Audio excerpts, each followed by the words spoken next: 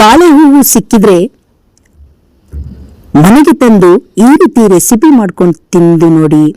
ಆರೋಗ್ಯಕ್ಕಂತೂ ತುಂಬನೇ ಒಳ್ಳೆಯದು. ನಾನಿಲ್ಲಿ ಬಾಳೆ ಹೂವನ್ನು ಯೂಸ್ ಮಾಡಿ 2 ಥರದ ರೆಸಿಪಿನ ಮಾಡ್ತಾ ಇದ್ದೀನಿ. ಇವತ್ತು ಒಂದು ಥರದ ರೆಸಿಪಿನ ನಾನು ಶೇರ್ ಮಾಡ್ತಾ ಇದ್ದೀನಿ. ಈ ಬಾಳೆ ಹೂವಿನಲ್ಲಿ ಸಿಕ್ಕಿರುವ ಸಣ್ಣ ಸಣ್ಣ ಹೂವನ್ನು ಎತ್ತಿಟ್ಕೊಂಡು ಬರೀ ಸಿಪ್ಪೆ ಬಿಡಿಸಿ ಎಳೆದಾಗಿರುವುದನ್ನ ಈ ರೀತಿಯಾಗಿ ಕೋಸಂಬರಿ ಥರ ಈ ರೀತಿಯಾಗಿ ಕಟ್ ಮಾಡ್ಕೊಳ್ತಾ ಇದ್ದೀವಿ.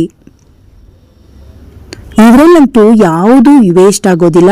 ಈ ರೀತಿಯಾಗಿರುವ ಹೂವಲ್ಲಿ ಇನ್ನೊಂದು ರೆಸಿಪಿ ಮಾಡಿ ನೋಡಿ. ಈ ಗೆಡ್ಡೆಯಲ್ಲಿ ನಾವು ಕೋಸಂಬರಿಗೆ ಹೇಗೆ ಕಟ್ ಮಾಡ್ತೀವಿ ಅದೇ ರೀತಿಯಾಗಿ ಕಟ್ ಮಾಡ್ಕೊಳ್ಬೇಕು. ಈಗ ಇದು ಸ್ವಲ್ಪ ಕಪ್ಪಾಗುತ್ತೆ. ನಾವು ಕಟ್ ಮಾಡ್ತಾ ಮಾಡ್ತಾ ಇದು ಕಪ್ಪಾಗುತ್ತೆ. ಕಪ್ಪಾಗಿರೋದಕ್ಕೆ ನಾವು ಒಂದು ಐಡಿಯಾ ಮಾಡ್ಬೋದು.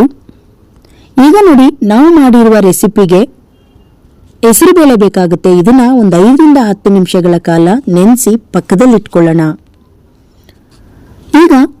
ಇವಾಗ ನಾವು ಕೋಸಂಬರಿ ರೀತಿಯಾಗಿ ಕಟ್ ಮಾಡ್ಕೊಂಡಿರೋ ಹೂವನ್ನು ಈ ರೀತಿ ಒಂದು ಬೇಸನ್ಗೆ ಸ್ವಲ್ಪ ಉಪ್ಪನ್ನು ಹಾಕಿ ಒಂದು 10 ನಿಮಿಷಗಳ ಕಾಲ ಈ ರೀತಿಯಾಗಿ ನೆನೆಸಿಟ್ಕೊಳ್ಬೇಕು. ಈ ರೀತಿ ನೆನೆಸಿಟ್ಕೊಂಡ್ರೆ ಇದು ಕಲರ್ ಬರುತ್ತೆ, ಸ್ವಲ್ಪ ಕಲರ್ ಬರುತ್ತೆ. ನಾವು ಈ ಬಾಳೆ ಹೂವನ್ನ ಕಬ್ಬಿಣಕ್ಕೆ ತಾಗಿಸಿದಾಗ ಸ್ವಲ್ಪ ಕಪ್ಪಾಗುತ್ತೆ. ಹಾಗಾಗಿ ಈ ರೀತಿ ನೆನೆಸಿಟ್ಕೊಂಡ್ರೆ ಕಲರ್ ಬರುತ್ತೆ. ಇವಾಗ ಬನ್ನಿ, ನಾವು ಒಂದು ಪಚಡಿ ರೀತಿಯಾಗಿ ಇದನ್ನ ಪಲ್ಯ ಮಾಡ್ಕೊಳ್ಳೋದು. ಒಂದು ಪಾತ್ರೆ ಇಟ್ಕೊಂಡು ಅದಕ್ಕೆ 1 ಚಮಚದಷ್ಟು ಎಣ್ಣೆ ಹಾಕಿ ಸಾಸಿವೆ ಜೀರಿಗೆಯನ್ನ ಹಾಕೊಳ್ತಾ ಇದ್ದೀನಿ. ಇವಾಗ ಸಣ್ಣದಾಗಿ ಕಟ್ ಮಾಡ್ಕೊಂಡಿರುವ 1 ಈರುಳ್ಳಿನ ಹಾಕೊಳ್ತಾ ಇದ್ದೀನಿ. ಈರುಳ್ಳಿನ ಸ್ವಲ್ಪ ಕಲರ್ ಚೇಂಜ್ ಆಗೋವರೆಗೂ ಈ ರೀತಿಯಾಗಿ ಫ್ರೈ ಮಾಡ್ಕೊಳ್ಬೇಕು. ನೋಡಿ, ಈ ರೀತಿ ಚೆನ್ನಾಗಿ ಫ್ರೈ ಮಾಡ್ಕೊಂಡಾಗ ಸ್ವಲ್ಪ ಕಲರ್ ಚೇಂಜ್ ಆಗುತ್ತೆ. ಇದಕ್ಕೆ 1 ಬೆಳ್ಳುಳ್ಳಿನ ಸಣ್ಣದಾಗಿ ಜಜ್ಜಿ ಹಾಕಿದ್ದೀನಿ.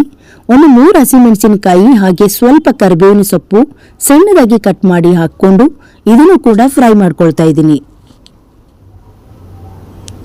ಈಗ ಇದು ಚೆನ್ನಾಗಿ ಫ್ರೈ ಆದ ಮೇಲೆ ನೆನೆಸಿಟ್ಟಿರುವ ಹೆಸರುಬೇಳೆಯನ್ನ ಹಾಕೊಳ್ಳೋಣ. ಇದನ್ನ ಹಸಿ ವಾಸನೆ ಹೋಗೋವರೆಗೂ ಚೆನ್ನಾಗಿ ಫ್ರೈ ಮಾಡಿಕೊಂಡು ಈಗ ತೊಳೆದಿಟ್ಟಿರುವ ಬಾಳೆ ಹೂವಿನ ನೋಡಿ ಈ ರೀತಿ ಕಟ್ ಮಾಡಿರುವ ಹೂವನ್ನ ನಾನು ಸೇರಿಸ್ಕೊಳ್ತಾ ಇದ್ದೀನಿ. ಉಪ್ಪಲ್ಲಿ ನೆನೆಸಿಟ್ಟಿರೋದ್ರಿಂದ ಕಲರ್ ಸ್ವಲ್ಪ ಚೇಂಜ್ ಆಗಿದೆ. ನೋಡಿ, ವೈಟ್ ಆಗಿದೆ ಕಲರ್. ಹಿಂದೆನೇ ಇವಾಗ ಕಾಯಿ ತುರಿನೂ ಕೂಡ ಸೇರಿಸ್ಕೊಳ್ಳೋಣ.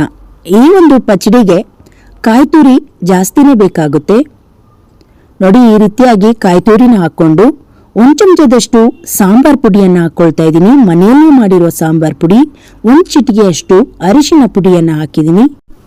ರುಚಿಗೆ ತಕ್ಕಷ್ಟು ಉಪ್ಪನ್ನು ಹಾಕಿ ಸ್ವಲ್ಪ ನಾಟಿ ಕೊತ್ತಂಬರಿ ಸೊಪ್ಪನ್ನು ಹಾಕಿ ಈ ರೀತಿಯಾಗಿ ಮಿಕ್ಸ್ ಮಾಡ್ಕೊಳ್ಳೋಣ. ಇದಕ್ಕೆ ಸ್ವಲ್ಪ ನೀರು ಬೇಕಾಗುತ್ತೆ. ಒಂದು ಅರ್ಧ ಲೋಟದಷ್ಟು ಚಿಕ್ಕ ಗ್ಲಾಸಲ್ಲಿ ಅರ್ಧ ಲೋಟ ನೀರನ್ನು ಹಾಕಿ ಈಗ ಒಂದು 5 ನಿಮಿಷಗಳ ಕಾಲ ಪ್ಲೇಟನ್ನು ಮುಚ್ಚಿ ಬೇಯಿಸ್ಕೊಂಡ್ಬರೋಣ. 5 ನಿಮಿಷ ಆದ ಮೇಲೆ ಇವಾಗ ಓಪನ್ ಮಾಡ್ತಾ ಇದ್ದೀನಿ. ನೋಡಿ, ಇವಾಗ ನಮ್ಮ ಪಚಡಿ ರೆಡಿಯಾಗಿದೆ. ಬಾಳೆ ಹೂವಿನ ಪಚಡಿ ಏನಿದೆ ರೆಡಿಯಾಗಿದೆ.